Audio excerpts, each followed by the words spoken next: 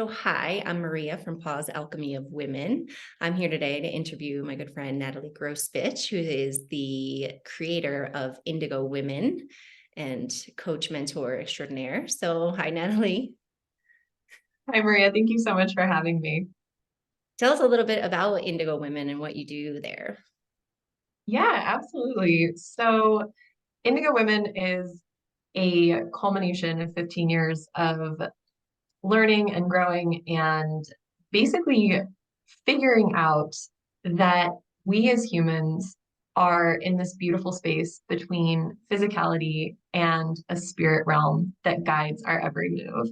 And so within Indigo Women, I help women to get more in touch with this higher self, with this part of ourself that remembers that we are a divine expression of source. And it might sound super, super woo woo to people who are not familiar with these topics, but I have a background in psychology, and my original approach was very psychological and very scientific. But I also came to find that when you go deep enough into science and psychology, there's spirituality underneath it. So I like to marry all of these concepts together and basically meet women where they are and help them to get into a space where they can release limiting beliefs, they can let go of old programming that maybe they grew up with that's really holding them back from their full expression of themselves. And I also help to guide them to create that deeper spiritual and cosmic connection that tends to add this whole other level of appreciation and gratitude within their lives. So it ends up affecting them in their careers, in their relationships, with their finances. It's one of those things where once you can connect to source in that way, it shows up in every area of your life. And it's my passion. That's what I do. And yeah, I've known Natalie for a long time, and it's true. She is very sciencey and down to earth, and now recently more woo woo. But I think it's a great combination. I also did all my business coaching with her, so she has a lot of wonderful sides to her personality. And yeah, I really love what you're doing with the Indigo Women. And so why I asked Nat to come on this podcast is, which I think it's our 18th podcast. I'm very excited.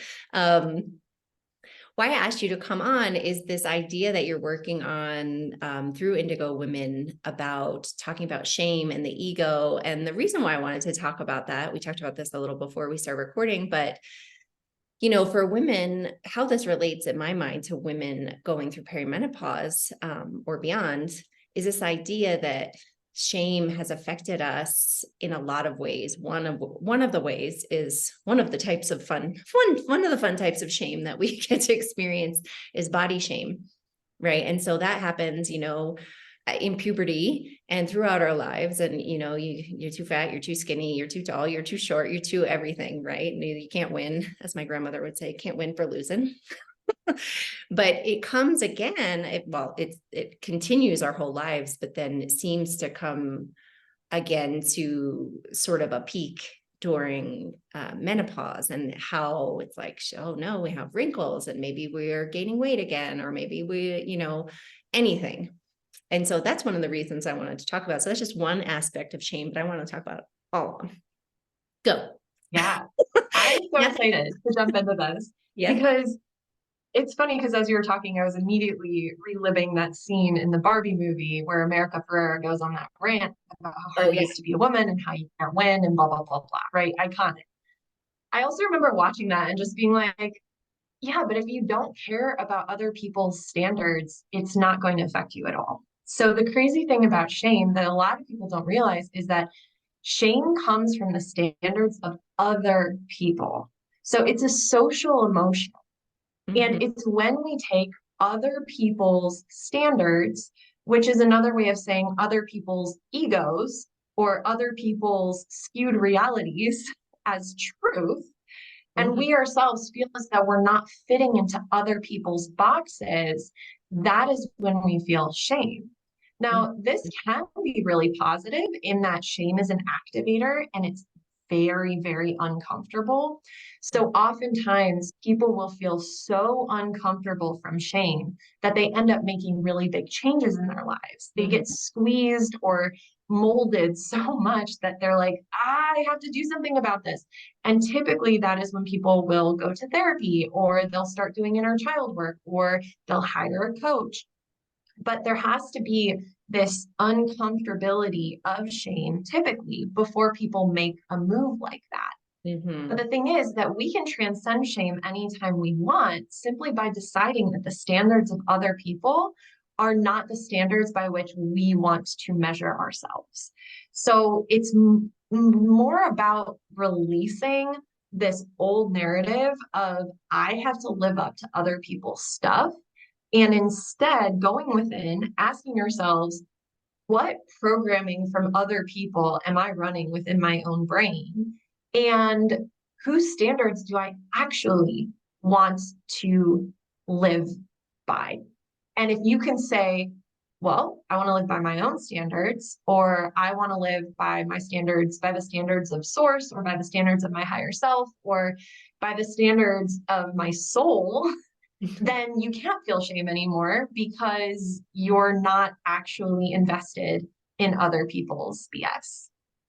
I love that. And I love that that's where you went with that, because Natalie is pretty well versed in my program. So she is my business coach, but I'm glad that you went there. And Natalie is not at the perimenopausal age yet, but she's going to be great at it because because of that. That's the thing, I always talk about the no fucks left to give kind of time of menopause. And the other piece of me wanting women to discover what's mine and what's not, and these thoughts that are in my head, are they really mine, or do they come from this bullshit that comes from the outside?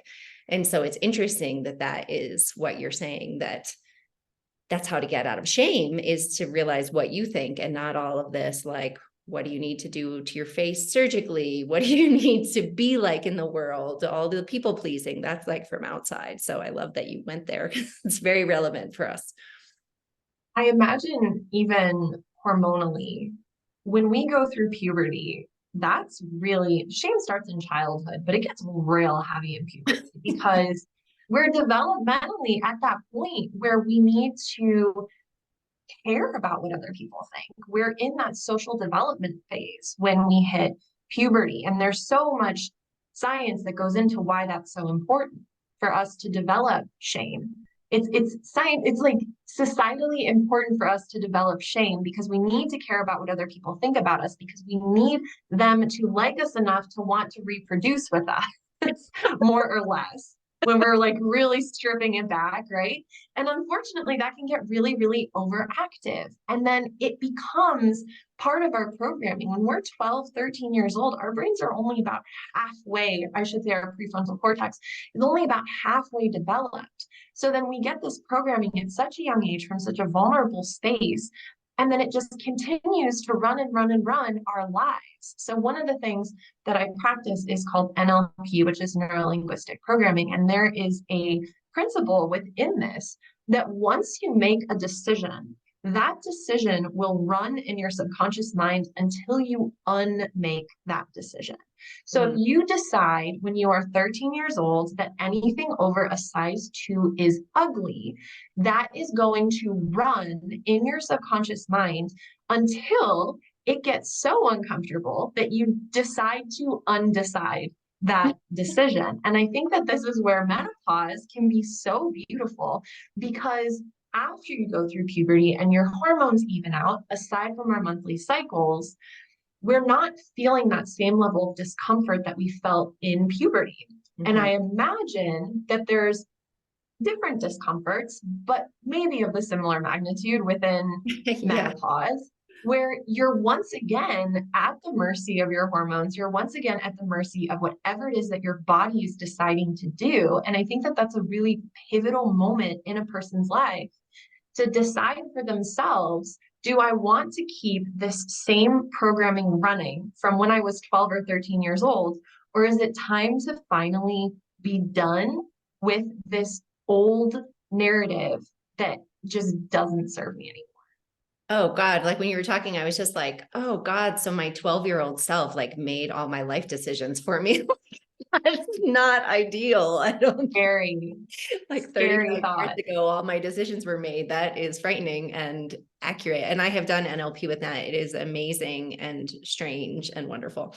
And I will put the link to Nat's page and everything in the comments. Yeah, and I think that is important because I just did this masterclass the other day about harnessing the power of menopause. And, you know, people kind of laugh when I say stuff like that. Like, how is that powerful other than I'm pissed off, you know? But part of that rage, I think, comes in to support us in doing what you're saying. So to say no to all the things that you've been thinking since you were 11, you know, to be like, no, I don't care. Like, my body is fine. Your body's different. My body's different. Like, who cares? Who cares about wrinkles? Who cares about this? Like, you know, and that was part of the class, was about acceptance and about being who you are. So both of those things together to kind of get rid of this shame piece of everyone has the same crap in their head. So what are we doing to each other? Right. I like that you brought up the rage part because anger is always the top layer of a deeper emotion. It's Mhm. never just anger. Anger is always there to protect an emotion that's deeper. And so a lot of the time underneath anger, typically right under anger, is sadness. And there's this like grieving of, I could have treated myself so much better. I could have done something. I could have loved myself more, but Mm, I've been choosing not to. And so it can express itself as this rage when if you just clear the rage and you give yourself that love that you're so deeply craving, a lot of this uncomfortability can be released because you don't need it anymore. These are all just parts of your ego that are trying to get attention so that you can learn from them and you can love them and you can release them. And it's in that radical space of loving every layer of yourself that you can start to reach that self acceptance. It's mm. just sometimes uncomfortable process. Yeah. I don't know if you saw, Jill actually posted a meme where it was like little icebergs. It was like little cartoon icebergs of like anger and grief and like, and then it was like sadness underneath, like in the big, you know, the iceberg is bigger on the bottom. You know, it was really interesting. I'll try and find it so I can post it in the group. But yeah, that's funny because, you know, I talked about recently that, you know, especially as women, and I even had this conversation with my partner because, you know, he's like a big, powerful man. And if he's pissed off, it's fine. And in the masterclass, my friend said, she typed in the chat, yeah, if I'm mad, I'm a bitch, you know, because it's like this. Yeah. And I was like, so, um, and who cares? But this piece of like, as little girls, like, you're not supposed to be angry. You're supposed to be nice. Like, be a nice girl, be nice. And I don't feel like guys get that same pressure. They get some other stuff, but they don't get that, what we get of like you're not allowed to express rage or frustration or be pissed off as a girl or woman. It's like, we're not allowed. Yeah, and look at how that affects us later in life. Like how many women get taken advantage of, or they get their boundaries crossed because they just don't have boundaries. Like rage is there to serve as a boundary, even though there are deeper emotions under it. That anger is there to show you that someone or something is violating a boundary of yours. So when little girls are taught, you can't be angry, you can't have rage, you're a bitch. Yeah. Unfortunately, that basically teaches at a subconscious level that you are not allowed to have boundaries. You're not allowed to have that wall of defense, and you need to allow others to violate you. And I think that that does a massive disservice to women because I think that if we were societally able to express that very important emotion in the same way that men are, we wouldn't have all these stories of assault and violation because women wouldn't have let that perpetrator comes so close that the damage could even be done in the first place. Yeah. I always think of my brother in this because, and I've found this now later with other men, my partner included, like, it's like they meet someone and they're like, no, that person sucks, whatever. And I'm like, God, how can you be like that? You know, just give him a chance or whatever. Cause I was taught to do that, you know, and I have really strong intuition, which I love to travel because you have to kind of follow that. You're like, nope, not going down that street, not going in that hostel, not talking to that person, because you have to if you're traveling by yourself, right? But I remember like my brother saying that about this guy, and like, no, that guy sucks, like not a chance, like he's terrible, I don't want to have anything to do with him. And I was like, oh, how could you say that or whatever? And like giving people a chance and being like, no, thank you, it's okay, no, I would prefer not to, no thanks. And instead of like, no, I don't want to, because that's not nice. And I think you're right. It is a disservice. I was saying I was like, I either have like no boundaries or like fuck you boundaries, but it's because I wasn't taught like how to do that thing in the middle. I use the example of like being at a bar and like being out with your girlfriends and a guy says, hey, can I buy you a drink? And you say, no, thank you. And then they're like, come on, let me buy you a drink. No, thanks. It's really not. No, I would rather not, no, I'm here with my friends, whatever. And they ask and they ask. And then I'm like, fuck you, I don't want a drink, but like, it's because it's like, the answer is no thanks and turn around, and then that is it, like a boundary, and we don't get taught as young girls like to have a boundary. I don't want to be like no means no, but really no means no. And like it, as I get older, I'm sure you've heard people say like no is a complete sentence. I don't have to explain why. I don't have to be like help your feelings around it. It's just no. Yeah, exactly.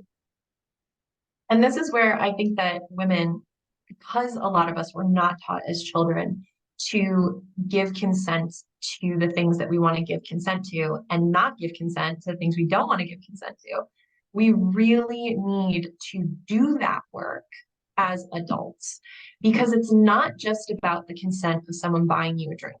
It's also the consent of allowing other people's rules and programming to be the authority of your life. So this is something that you and I have had a I was conversation gonna on, say, is this she's gonna idea. talk about my NLP.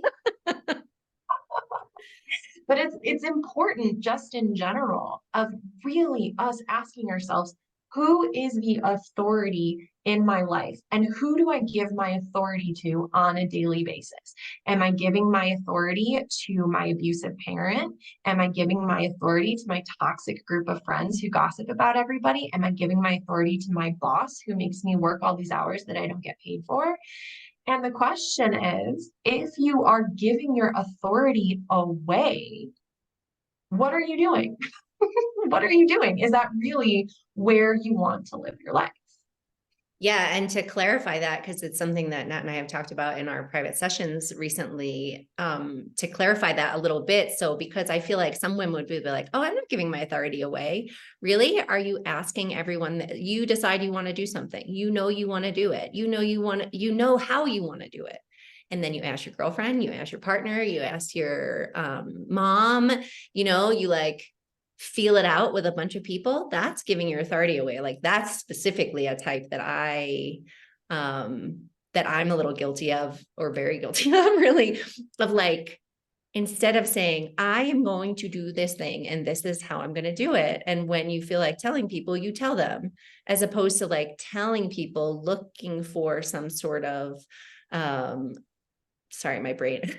I have since I'm talking menopausal women, I'm having like a hormonal migraine today. So I'm sorry if my brain is a little off, but you're giving, my brain keeps switching to Spanish as well. I say that. You're giving your authority away to all these people by asking for some sort of confirmation that you're doing everything okay. Exactly. And that takes us back to shame. If Mm. you are feeling shame, if you are feeling like you are not enough, it's because you have given away your authority. You are making this society your authority. You are making the patriarchy your authority. You're making Self magazine from the 1990s your authority. Like pick your queen. Like you're allowing something else to rule you besides yourself. And that's where I think one of the most tragic things that I saw a lot in my old coaching practice, I don't see it as much anymore because I do tend to work more with women who have done a lot of inner work.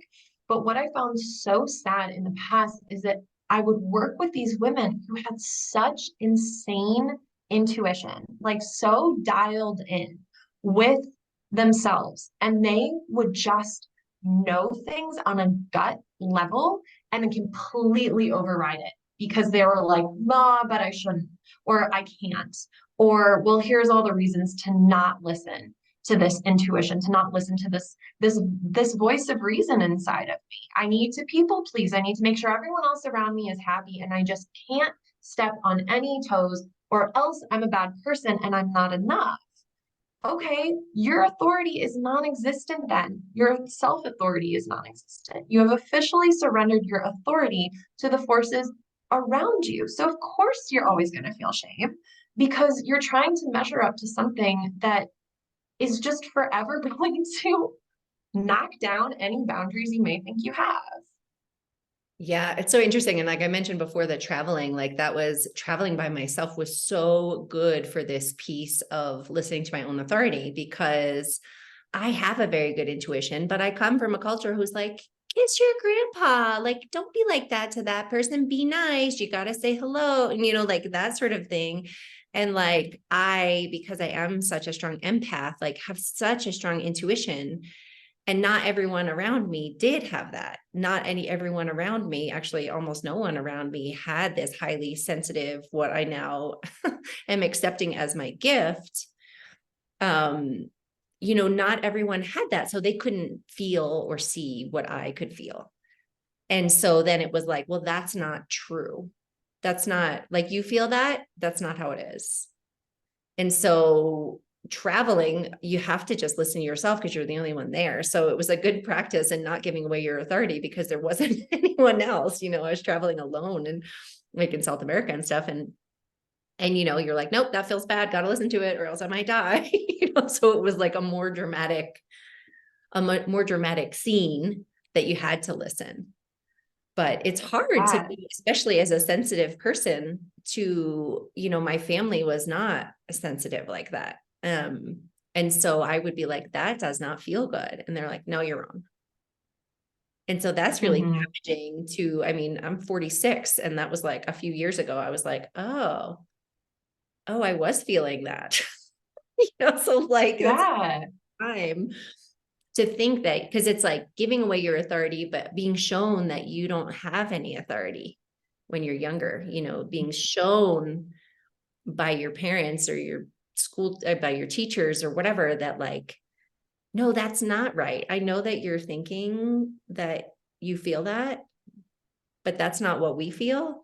So you don't feel that. And I feel like that's a piece where shame, I mean, I didn't notice it then, didn't realize it then, but like, that's a shame thing. Cause you're like, oh God, I'm so different. Everyone else thinks this, and I'm so sensitive and I feel this, but they're saying, like, they're my parents and my teachers and whoever. And so they're saying I'm wrong. And so I guess they're right and I'm wrong. So I'm just going to follow that for the rest of my life. Until Yeah. I mean, she that's a hit really me, and now I'm good. well, it's we have to confront the fact that like there were times in our lives where we were invalidated. And it's not because everybody around us is bad or evil or they have bad intentions or anything like that. It's the fact that all these little humans that are walking around are looking through their own personal lens at the world. So if someone is highly sensitive and someone is not sensitive at all, they're going to look at the same situation completely differently. And depending on the power dynamic of the moment, one of those people is going to have more authority than the other. If it's a child, or like if it's a child adult, or if you have handed your authority to another person as an adult, then you're going to allow that other presence to decide for you how you actually feel, or it'll be some sort of weird inner like grappling of, well, I thought that I felt this way, but this person said that I don't, so I guess that I don't. And then you're not only being invalidated by the outside, you're also invalidating yourself internally. And that's another thing that I used to see a lot with my coaching clients is like, if you are invalidated from the outside as a child, quite often you learn to invalidate yourself on the inside as an adult. But the thing is that it doesn't have to keep being that way. And that's where I get frustrated sometimes, where, and myself, I've done this before at the very beginning of like my healing introspection journey. I, of course, looked outside of me and I went, I am a victim of this person and this person and this person because they all invalidated me. And they're the reason that I am the way I am. Okay. May or may not be true, but it's up to me to decide, are those people going to keep being my authority for the rest of my life? Or am I going to take matters into my own hands and rewrite this program? And Mhm. that's where we have to take it. We just have to take the power back. Like that's really all it is you take the power back internally. And again, this is why I love NLP. And this is why the work that, you're aware of this and how powerful this work is. Like there are some incredible psychological exercises that you can do to instantly rewrite those outdated beliefs. So if someone in your past invalidated your feelings and you yourself keep invalidating your feelings, in one session, we can get that habit gone. If you decide that that is no longer serving you and you want to be someone who validates yourself, you can become that instantly. Like it kind of makes me upset that not enough people know that that is available. And that's part of the work that I do is I want to make sure that not just women, but all people know you don't have to continue to accept the programming that was handed to you. You don't have to continue to accept the shame. You don't have to continue to invalidate yourself the way that you were invalidated. You have all of the power in the world to shift it and change it whenever you want. It's there. Like the science is there, the techniques are there, it all exists. It's just a matter of deciding for yourself that it's time. I love that. And I mean, that's one of the things that, that I'm trying to share with women so much about menopause because, I used to be in all these big Facebook groups for menopause, to try and see like what people needed and maybe get to know some people and make them come to my group. And I was like, oh God, I don't think I could do this anymore. Like I don't really interact with them because it's like, oh, my body, I hate it. Why? God, make me a woman. And like, now I'm not saying I've never felt like that. And I understand that I am at the, maybe midway through perimenopause. And so I don't want to talk a big game just in case, but like this feeling of, because there are hormonal issues. There are uncomfortable symptoms. There are women who really suffer really bad. And the attitude of like, why me? And it's my body is against me and all of these things. There's that way to be. And there's the way of like, hey, I am so pissed off today. You know what that means? Like you said, it's showing me my boundary. I've had enough. Even women who like, you know, start to get pissed off at their husband in a way that they've never been before, or not vocally or not consciously, putting up with things maybe that you didn't want to, but you said yes. When you want to say no, you were people pleasing, you took care of everyone instead of taking care of yourself. And now is the time that you want to say no.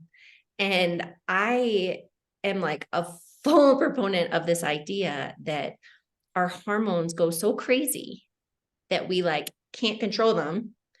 And maybe we want to cry and maybe we want to yell and maybe we want to be pissed off and then maybe we want to laugh the next moment. And that's how it is. And I feel like it's so that we can use those emotions to like have superpowers in our 50s and be like, no, I'm not doing this anymore. I did this since I was 11 and that's enough, because it's like a catalyst, like a very hormonal, kind of can't control it catalyst to do this change that you're talking about and to say like, I've been being shamed for XYZ for a long time and I've had enough because I don't even fucking believe that.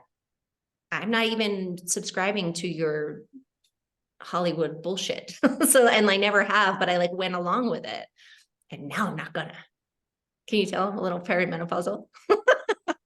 I love the idea of this transition from I'm not enough to I've had enough. Oh, I love that. I'm going to write that down. Use that. See, she's a great business. Yes. I'm going to use that in my marketing. I think that that's glorious because it's like every single human is innately enough. They just are. It's just You're here. You get to be this divine expression of universal life force energy, which I know sounds insanely woo-woo, but it's also scientifically proven that that is what we are when you zoom in deep enough. You're literally stardust. That makes you innately worthy of being here. That makes you, however, the molecules of your body arrange themselves on this beautiful planet that's hurling through space, you're enough innately. So Mhm. when we have decided at the age of whatever that we're suddenly not enough, of course, there's going to come a point in our lives where that gets stretched so thin, or we get stretched and molded and massaged into such uncomfortability that we throw our hands up and go, I've had enough of not being enough. That was never there. Like the idea that you're not enough, that's always been a lie. And so, of course, you're going to get to a breaking point with it. One day that lie is just going to become so obvious. Maybe it's because your body's so uncomfortable or you're just so like out of whack with whatever, and you just finally decide, I'm done with all of it. And I think that's glorious. That's a rebirth. Like that's Yeah. moving. That's like moving. Like if we're talking about the cycles in the like pagan or Celtic religions of the maiden, the mother, the crone, like that's when you finally transition into being the wise old woman. Because what makes a wise old woman wise? She just knows her freaking worth and Right. she shares that with others. I know. And I just posted, I mean, I've posted it before, but I just posted that in that class. It was about, in Native American cultures, you actually couldn't be a wise woman or a shaman until you were in menopause because you're not releasing this like wise blood, I mean, I like to get woo woo too, but really, because it's like an energetic release where you're keeping that energy inside of your body. And that's the only time when you can be a wise woman. I know I always want to say crone, but I feel like it's not going to go over well. Um, I myself am embracing my inner crone, but I was born a witch. So, um, but yeah, it's interesting because it's like, I didn't know, what the hell did I know when I was 20? I always say like, I don't want to be 20. Like you can't be a wise woman at 20. You could have like a six pack maybe when you're 20, but you're not a wise woman. Like you're just not. No, that's when you make all the mistakes that you have to learn from later. Yeah, I know. I love it. And it's just so interesting. And yeah, like I would love for women to be able to like harness this because yeah, like the anger and, all the emotions that come with the hormonal changes are not just hormonal, they're very much like you said, of like, I've had enough of not being enough. I can't wait to use that.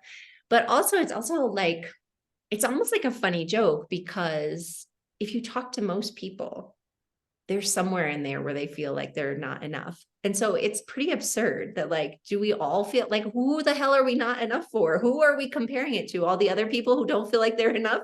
Because even when you meet Exactly. someone and they're like, look how great I am. Those are the people who don't think they're enough. Like if you tell me how great you are, I know you're a liar.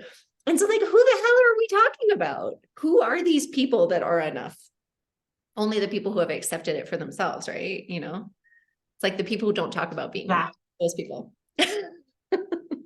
exactly. Yes. It's just That's a it. fun, That's the magic. it's just such a funny comparison to like compare yourselves to other people. And then you talk to other people and you're like, oh, you also think that. So we're all just making ourselves crazy in this fake comparison web of nonsense. Yeah. And the best part is you can step out of that web whenever you want because deciding that you're not enough, you can decide that you are enough like in a second, and then you instantly are I love it. because there is no enough, except that it all is enough. I love it so much. Well, is there anything else you would like to add? I know Natalie is in Germany, so it is later for her. So is there anything else you would like to add about shame or any of the things? I'm just really grateful that you gave me this space. I love chatting with you. It's so much fun. And if anyone is interested in learning more about NLP or how you can make these very, very deep belief and identity shifts very, very quickly, please feel free to reach out to me. I'm always happy to explain the process. But I can tell you that I did that work with my mentor about a year ago of really removing the shame and removing this belief of I'm not enough. And once you decide that you are enough and that shame is just not part of your identity anymore, it really does change everything. So I'm very grateful that I have the opportunity to facilitate those changes in other women. I'm very grateful that you allowed me to come on your podcast and talk about it. And I just love you and I appreciate you. You, and it is such amazing work. I will learn it one day, but I am not trained in it. So I'll put your links below. And yeah, I love it. It was super powerful work. It's strange because it's very, very simple. And then you're just like, oh, I just don't feel like that anymore. Oh, because we always think that healing has to be some like big, dramatic, lengthy thing. And I mean, I have done a lot of that work, but once you can really get to the root of what is going on, it can happen really quickly and it's impressive. And so I feel like, yeah, because I feel like getting shame probably happened from like one thing that your dad said. Like in Exactly. 87, my Yes, dad said some shit to me, and then like it's been following me forever. So why can't it happen in one session? Can. exactly. Because a belief is just a thought you keep thinking. How do you get rid of a belief? You stop thinking that thought. How do you stop thinking that thought? You just collapse it. It's insane. It's so simple, but you hit the nail on the head. All it took was one phrase from one person for that to come into your brain in the first place. And all it takes is one phrase from one NLP practitioner to get it to leave your brain once and for all. It's amazing. I love it. Yes, I want all the NLP. All right, Natalie, thank you so much. Have a good evening in Germany.